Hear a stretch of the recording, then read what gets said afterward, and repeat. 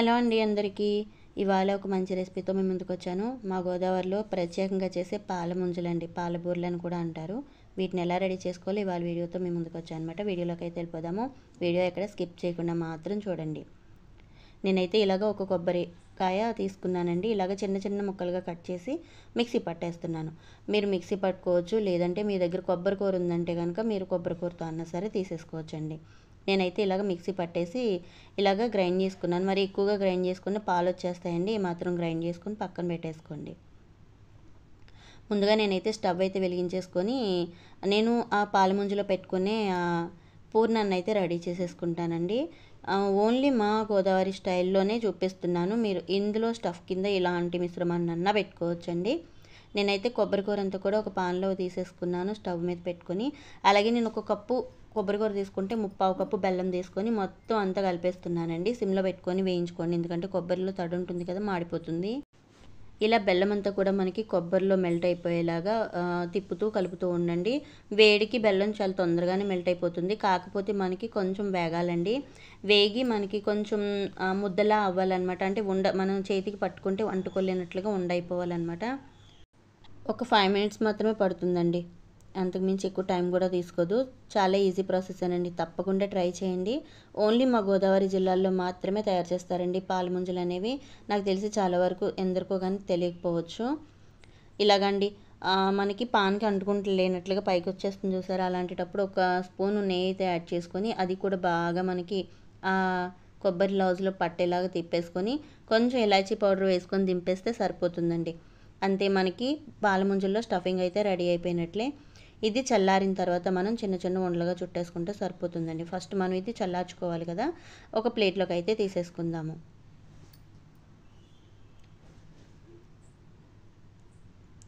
ఇలా పక్కకు తీసేసుకొని నేను చల్లార్చుకుంటానండి. ఈ లోపల మనము పాల ముంజలకి ఒక మిశ్రమం రెడీ చేసుకోవాలి. అదేంటో ఎలాగనో చూపిస్తాను, వచ్చేయండి. ఇది ఒక పక్క పెట్టేసుకుంటే మనకి ఉండలు చేసుకునేటప్పుడు కాలకుండా ఉంటుంది చెయ్యి.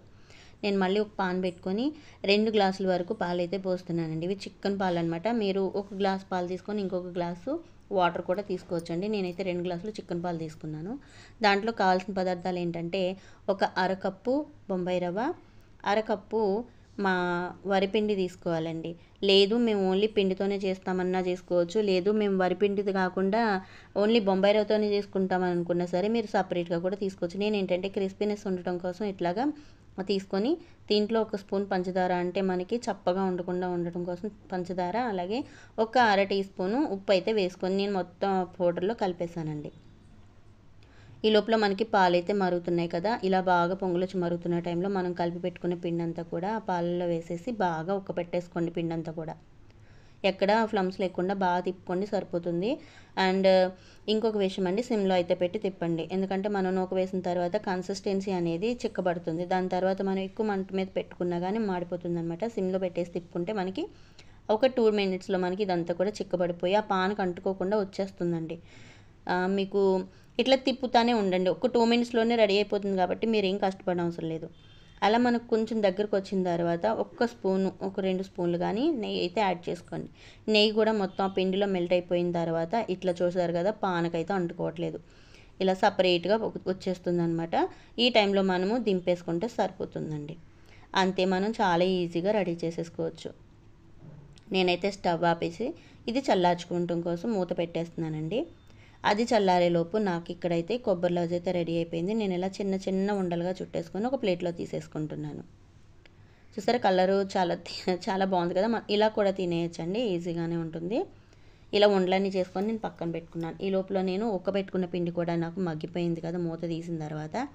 ఇట్లా చేతులతో 1-2 సార్లు మెదిపేస్తున్నానండి. మనకి చేతికి అంటుకుంటుంది అనుకుంటే కనుక ఇలాగ ఒక 2 స్పూన్లు నెయ్యి అయితే వేసుకుని, అంటుకోకపోయినా సరే నెయ్యి అయితే వేసుకోవాలి. ఎందుకంటే మనకి స్మూత్గా రావాలి, ఆ టేస్ట్ అనేది మనకి తెలియాలంటే నెయ్యి ఖచ్చితంగా వాడండి. ఎక్కువ నెయ్యి కాదు, ఒక 2 స్పూన్లు నెయ్యి అనేది వేసుకుంటే సరిపోతుంది. అలా మొత్తం మెదిపేసిన తర్వాత ఇలాగ ఒక బౌల్లో తీసుకొని చక్కగా ఎక్కడ ఫ్లమ్స్ లేకుండా, అంటే విడిపోకుండా ఇలా మధ్యలో గుంట కింద చేసి మనం రెడీ చేసి పెట్టుకున్న కొబ్బరి లౌజ్ ఉండలు ఉన్నాయి కదా, అవి ఇందులో పెట్టేసి పైకి మొత్తం స్టఫ్ చేసేసుకోవటమేనండి.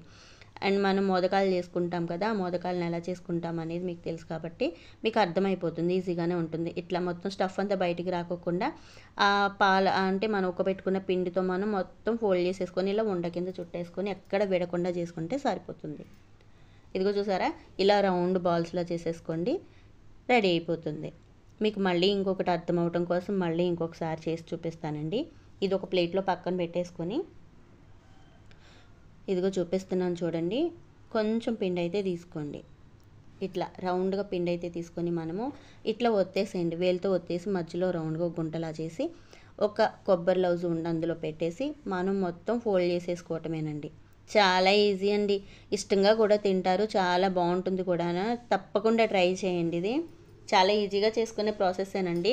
ఒక 10 మినిట్స్, ఒక 20 మినిట్స్ అట్లా పట్టుద్ది అనమాట. కానీ మంచి స్వీట్ ఐటమ్ అండి. మా గోదావరి స్టైల్లో చేసే ప్రతిదీ తినాలంటే కనుక ఖచ్చితంగా ఇది ఫాలో అవ్వండి. అదిగోండి రెడీ చేసేసాను. ఎక్కడ మనకి పగుళ్ళు అనేవి లేకుండా చుట్టుకుంటే సరిపోతుందండి. నేను ఇలాగ చుట్టు పెట్టేసుకున్నవన్నీ ఒక ప్లేట్లో సపరేట్గా పెట్టేసుకుంటున్నాను. రెడీ చేసేసుకున్నానండి. చాలా ముద్దుగా ఉన్నాయి కదా, వీటిని అయితే మనం ఆయిల్లో వేయించేసుకుందాం, వచ్చేయండి. మళ్ళీ నేనైతే స్టవ్ అయితే వెలిగించాను, దాని మీద ఒక మూకుడైతే పెట్టుకున్నాను. దాంట్లో నేను డీప్ ఫ్రైకి కావాల్సినంత ఆయిల్ అంతా వేసుకుంటున్నాను. ఆయిల్ అనేది బాగా హీట్ అవ్వాలండి. అండ్ అలాగే మూకుడికి పైకంట వచ్చేసేలాగైతే వేయదు, పొంగిపోతుంది. ఆయిల్ బాగా హీట్ ఎక్కిన తర్వాత మనము రెడీ చేసుకున్న ఈ బాల్స్ అన్నీ కూడా ఒక్కొక్కటి మెల్లగా అందులో వదిలేసేయండి. వేసిన వెంటనే గరిటెతో అస్సలు తిప్పొద్దండి. మనకి అందులో వేసిన తర్వాత ఆ బాల్స్ అనేవి సెట్ అవ్వాలి, ఎందుకంటే మనం ఉక్క పెట్టుకున్న పిండి కాబట్టి విడిపోయే గుణం ఉంటుందండి. అలా వేసి ఒక 2-3 నిమిషాలు అయితే వదిలేసేయండి. హై ఫ్లేమ్లోనే ఉంచండి, స్లో ఫ్లేమ్లో అయితే అస్సలు పెట్టొద్దు. చూస్తున్నారు కదండి, నేను వేసిన తర్వాత ఒక పావు నిమిషం తర్వాత, అంటే ఒక పావు గంట అట్లా కొంచెం టైం తీసుకోండి. మధ్యలో ఇలా కదపండి. లేదు మనకి వేగలేదు అనిపిస్తే కనుక వదిలేసేయండి, లేకపోతే అది విడిపోయి మొత్తం పూర్ణం అంతా బయటకు వచ్చేస్తుంది. చాలా స్లోగా కదుపుకోండి. అదిగో చూస్తున్నారు కదండి, మధ్యలో కాలింది. కాలుతున్న ప్రతి ఒక్క దాన్ని ఇట్లా మనం మెల్లగా తిప్పుకుంటూ పూర్ణాల పాలముంజలు అనేవి వేయించుకోవాలండి. మా గోదావరి స్టైలు స్పెషల్ అనమాట. కొత్తగా ఇంటికి వచ్చిన అల్లుళ్ళకి ఇవి చేసి పెడతా ఉంటారండి. ఇది మధ్యలో మనం నెయ్యి కూడా వేసుకొని తినొచ్చు ఇష్టపడితే కనుక. నేనైతే నెయ్యి అయితే వేయనండి, ఇట్లానే వేయించేస్తాను. ఇక చూస్తారు కదండి, మంచి గోల్డ్ కలర్ వచ్చి చాలా ముద్దుగా కనిపిస్తున్నాయి కదా. ఇవి ఇంకా మనకి వేగిపోయినాయి, తీసేయటమే. అంతేనండి, మా గోదావరి స్పెషల్ పాల ముంజలు అయితే రెడీ అయిపోయినాయి. మీరు కూడా రెడీ చేసుకొని తినాలి, ఎలా ఉందనేది నాకు కామెంట్ అయితే పెట్టాలని వెయిట్ చేస్తున్నాను. చాలా ముద్దుగా రౌండ్గా ఉన్నాయి కదండి. ఇవేనండి పాల ముంజలు అంటే. సో ఇలా రెడీ చేసుకొని మీరు కూడా తినండి. మనం దేవుడి దగ్గర నైవేద్యానికి కూడా పెట్టొచ్చు. అండ్ ఎవరైనా ఇంటికి వచ్చినప్పుడు కూడా వాళ్ళకి రెడీ చేసి పెడితే చాలా ఆనందపడుతూ ఉంటారనమాట. ఇదిగోండి ఎంత స్మూత్గా క్రిస్పీగా చక్కగా వచ్చినాయి కదా. సో వీడియో ఎలా అనిపించిందండి? నచ్చితే ఖచ్చితంగా లైక్ చేయండి, షేర్ చేయండి, కామెంట్ చేయండి. అండ్ మా గోదావరి స్టైల్ రెసిపీస్ ఇంకా మీకు కావాలంటే కనుక నాకు ఖచ్చితంగా కామెంట్ అయితే పెట్టండి. ఇంకొక వీడియోతో మళ్ళీ మీ ముందుకు వస్తే, అంతవరకు సెలవు, నమస్తే, బాయ్ బాయ్.